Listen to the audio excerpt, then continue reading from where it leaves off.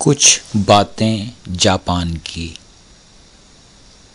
جنگ کی بودھی اخلاقیات۔ اوتسوکا سے شبویا جاتے ہوئے ٹرین کے سفر میں ایک پروفیسر کا ساتھ تھا۔ میرے لیے جاپانیوں کی شکل سے ان کی عمر کا اندازہ لگانا مشکل ہوتا ہے۔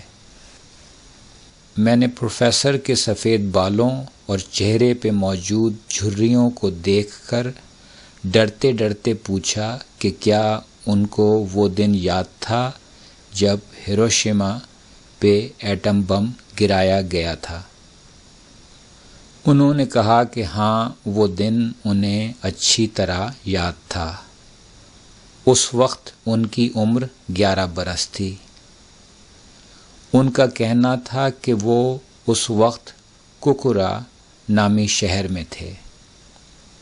واضح رہے کہ ایٹم بم لے جانے والے جہاز کو کوکورا پہ بم گرانا تھا، مگر کوکورا اس وقت دھند میں ڈوبا ہوا تھا، اس لیے آخری وقت پہ ایٹم بم کا عذاب گرانے کے لیے کوکورا کی جگہ ہیروشیما کا انتخاب کیا گیا۔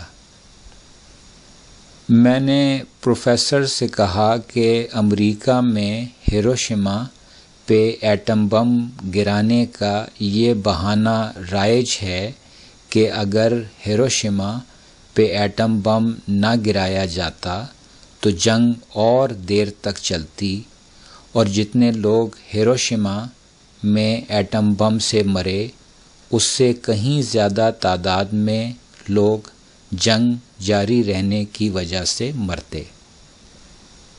پروفیسر یوں مسکرائے کہ جیسے کہہ رہے ہوں کہ اچھا، اگر اپنے ضمیر کو بہلانے کے لیے نئی نسل کے امریکی یوں سمجھتے ہیں تو یوں ہی سمجھتے رہیں۔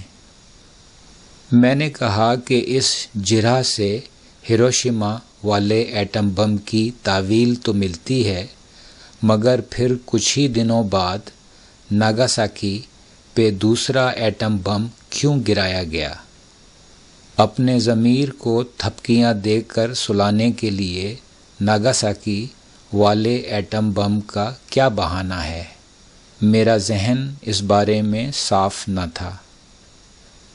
پروفیسر نے کہا کہ ناگاساکی پہ ایٹم بم اس لیے گرایا گیا کیونکہ ناگاساکی والے ایٹم بم کا ڈیزائن ہیروشیما والے ایٹم بم کے ڈیزائن سے مختلف تھا، اور اس دوسرے ڈیزائن والے ایٹم بم کا تجربہ کرنا ضروری تھا۔ میں بات سمجھ گیا، اور اگر ناگاساکی کے معاملے میں ایسا تھا تو پھر پہلے ایٹم بم کے پیچھے بھی اسی قسم کا تجربہ کرنا مقصود رہا ہوگا۔ باقی سب تو بہانے ہیں۔ نصف ایمان۔ جاپانی آدھے مومن ہیں۔ جاپانیوں نے ایمان کا وہ نصف مضبوطی سے تھاما ہوا ہے جو دنیا والوں کے لیے ڈھکوسلے کے نماز روزے سے زیادہ پسندیدہ ہے۔ جاپان میں ہر جگہ صاف ستھری نظر آئے گی، کہیں کوڑا کرکٹ نظر نہیں آتا۔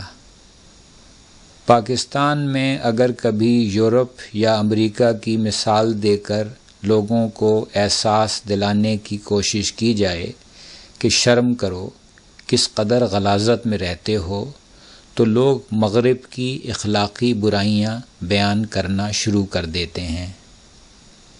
بتایا جاتا ہے کہ نیو یارک میں فلاں سال آدھے گھنٹے کے لیے بجلی چلی گئی تھی۔ اس درمیان عصمت دری کی اس قدر وارداتیں ہوئیں کہ نہ پوچھیے۔ کس تاریخ کو، کتنی وارداتیں، کس علاقے میں، ان تفصیلات میں نہ جائیے۔ بس اتنا سمجھ جائیے کہ مغرب سے سڑے ہوئے ان لوگوں کو مغرب کی اچھی باتوں کی طرف مائل کرنا بے سود ہے۔ اصلاح معاشرہ کا شوق رکھنے والے لوگوں سے درخواست ہے کہ اس بیمار معاشرے کو امریکہ کا نہیں بلکہ جاپان کا ٹیکہ لگائیے۔ بتائیے کہ ارے امریکہ کی طرح نہ بنو تو کم از کم جاپان کی طرح ہی ہو جاؤ۔ جاپانی تو ہمارے اپنے ایشیائی لوگ ہیں۔ جاپان بمقابلہ لکھنؤ۔ مغربی سیاحوں سے سننے کو ملتا ہے کہ جاپانی ملنسار نہیں ہوتے، وہ غیر ملکیوں سے بات کرنے سے کتراتے ہیں۔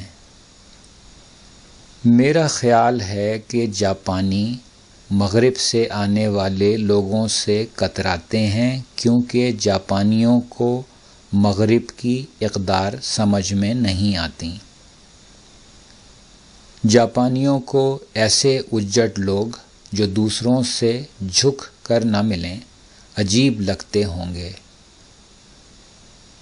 جاپانی سمجھتے ہوں گے کہ ایسے بد تہذیب لوگوں سے بات نہ ہی کی جائے تو بہتر ہے۔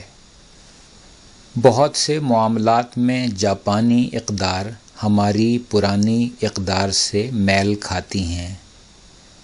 جاپان میں بڑی عمر کے لوگوں کا احترام کیا جاتا ہے، یا یہ کہنا زیادہ مناسب ہوگا کہ بزرگوں کا احترام کیا جاتا تھا، اور وہ لوگ جو مغربی ثقافت کے زور میں نہیں بہے جا رہے وہ آج بھی انہی پرانی اقدار پہ ڈٹے ہوئے ہیں۔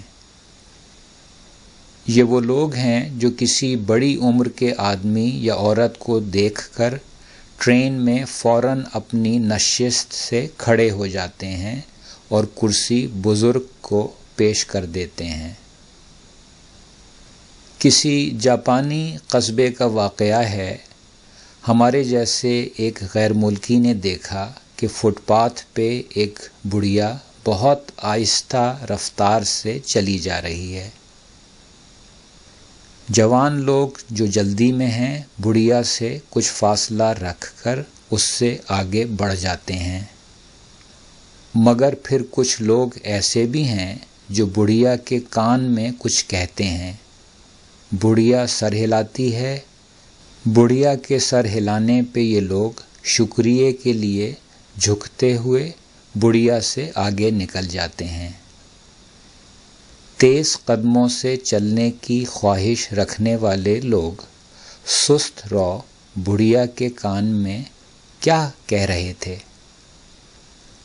معلوم ہوا کہ پرانی اقدار کے وہ لوگ بڑھیا سے اجازت مانگتے ہیں کہ کیا ہم آپ سے آگے نکل جائیں؟